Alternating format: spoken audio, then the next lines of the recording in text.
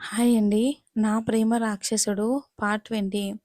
తన నడుం దగ్గర చీరని పక్కకి జరిపి, అక్కడ తన పెదవులతో రాస్తూ, ఆ రోజులా ట్రై చేద్దామని అన్నాడు. మౌర్య చేస్తున్న పనికి అమృతకి ఒళ్ళంతా కరెంట్ పాస్ అయినట్టు అనిపించింది. ఇక మౌర్య చేస్తున్న పనికి తన తలలోకి వేలు పోనిచ్చి నిమురుతూ ఉంది.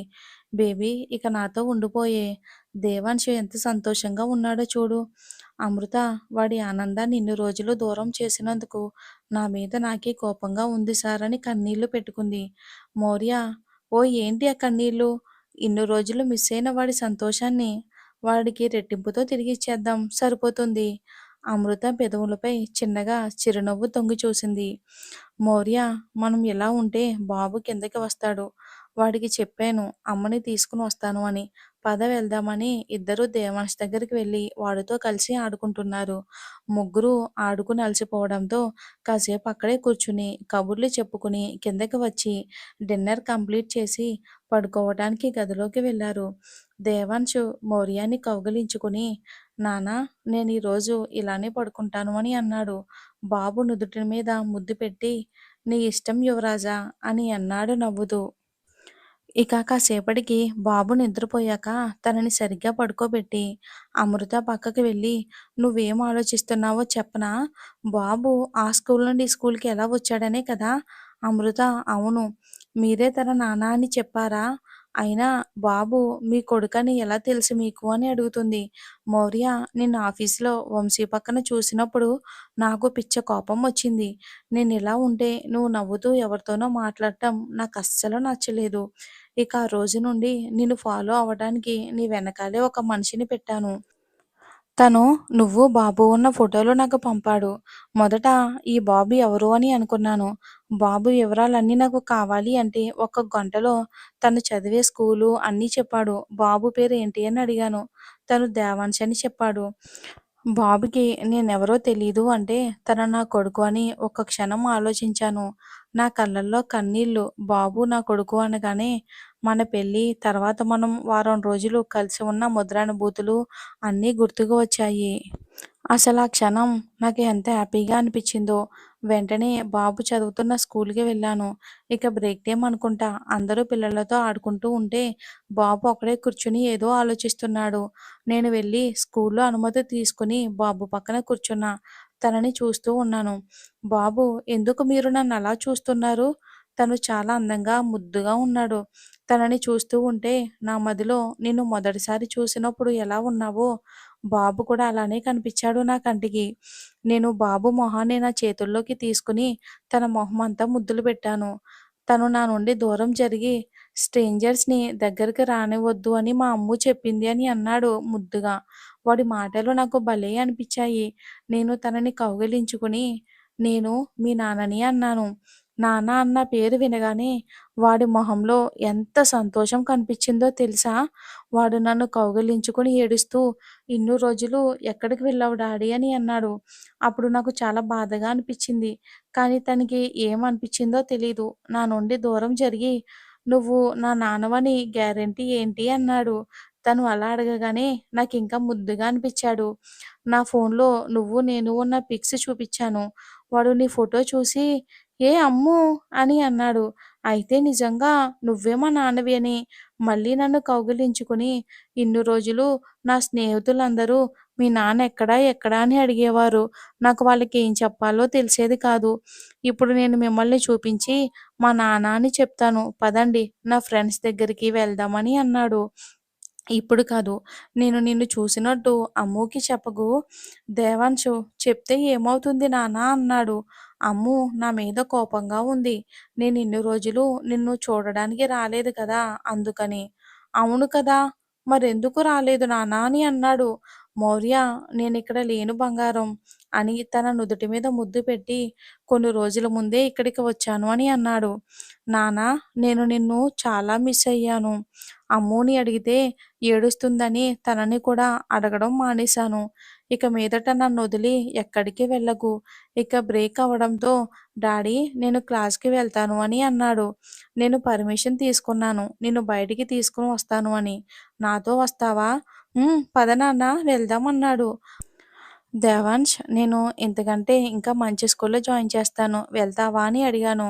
వెళ్తాను డాడీ. కానీ అమ్ముకి తెలిస్తే తనకి తెలియకుండా నేను చూస్తాను. మనిద్దరం ఇలా కలిసామని చెప్పకు. అమ్ముకి సర్ప్రైజ్ ఇద్దామని అన్నాడు.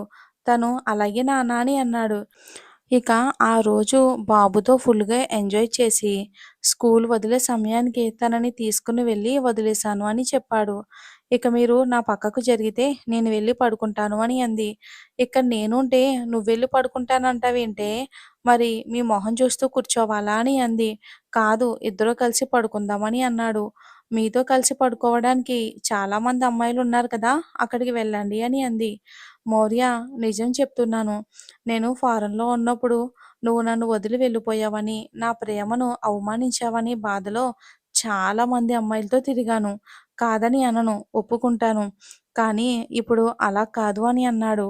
అమృత, నా ముందు మీరు ఒక అమ్మాయిని ముద్దు పెట్టుకుని గదిలోకి తీసుకుని వెళ్లారు అని ఏడుస్తుంది. మౌర్య, నేను తనని ముద్దు పెట్టుకున్నది నిజం, కానీ తనతో నేను కలవలేదు. అది తనని అలా యాక్ట్ చేయమని ఆ అమ్మాయికి డబ్బులిచ్చాను. కనీసం అప్పుడన్నా నువ్వు నా దగ్గరికి వస్తావనుకున్నాను. కానీ నువ్వు బొమ్మలా ఉండిపోయావు.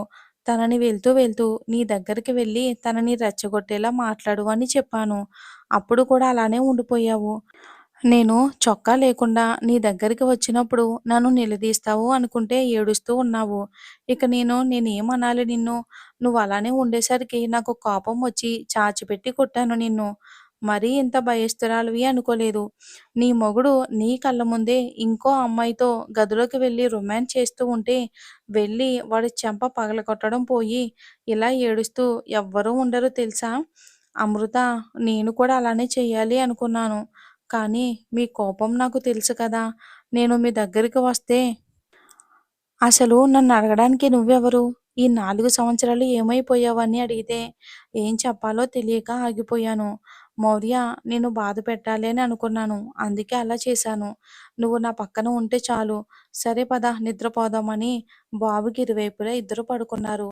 అమృతకి కళ్ళు మూసుకుంది కానీ అస్సలు నిద్ర రావటం లేదు. బాబుకి ఒక చెల్లినివ్వాలి. సార్ కోరుకున్నట్టుగా ఒక బిడ్డని కనివ్వాలి. కానీ దేవుడు ఆ కోరిక నెరవేర్చాలి అని కోరుకుంటున్నా. జీవితాంతం మీ పక్కన ఉండాలని మీరు కోరుకుంటున్నారు. కానీ ఈ జన్మలో నాకంత అదృష్టం లేదు. నేను లేకపోయినా బాబుని మీరు జాగ్రత్తగా చూసుకుంటారు అని నాకు నమ్మకం ఉంది. మౌర్య, నా దగ్గర ఏమన్నా దాస్తున్నావా బేబీ? అమృత, మీరింకా పడుకోలేదా? నువ్వేదో ఆలోచిస్తున్నావు కదా! మీరు పడుకున్నారు కదా! హా! పడుకున్నా. నువ్వు పడుకోలేదని నిన్నే గమనిస్తున్నాను అని అన్నాడు. నా దగ్గర ఏమైనా దాస్తున్నావా అని అడిగాడు. లేదు అని అంది అమృత. బేబీ, నా నుండి దూరంగా వెళ్ళిపోవాలని చూసావనుకో, ఈసారి నిన్ను చంపేసి నేను కూడా చచ్చిపోతా అని అన్నాడు. అమృత కోపంగా, అసలేం మాట్లాడుతున్నారు మీరు?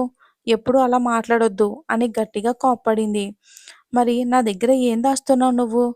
నా దగ్గర నాతో చెప్పడానికి ఎందుకు ఆలోచిస్తున్నావు? అమృత, ఈ 4 సంవత్సరాలు నువ్వు నా పక్కన లేక నరకం చూశానే. నీకు దూరంగా ఉన్నాను అనే కానీ, నేను నాలా లేను. మరి నువ్వు నాకు దూరం అయితే ఈసారి భరించలేను. నీ కళ్ళల్లో బాధ కనిపిస్తుంది. నా దగ్గర ఏదో దాస్తున్నావు, కానీ తెలియటం లేదు.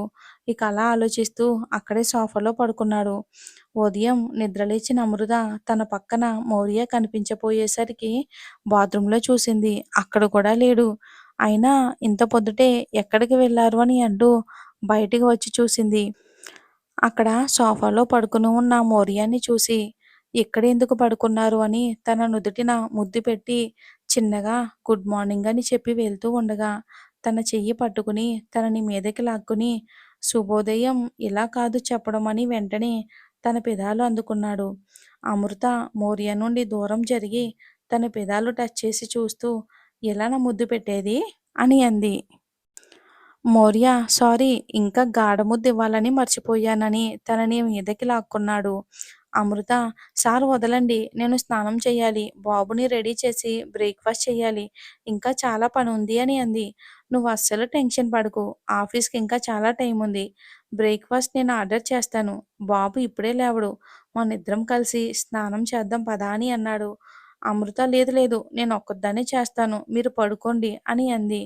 మరి అమృత నిజంగానే మౌర్య దగ్గర ఏదైనా దాస్తుందా? ఖచ్చితంగా దాస్తుంది. ఏం దాస్తుందో మనం వచ్చే భాగంలో తెలుసుకుందాం. ఒకవేళ మీరు గెస్ చేసినట్లయితే కామెంట్ చేయండి. Thanks for watching and take care.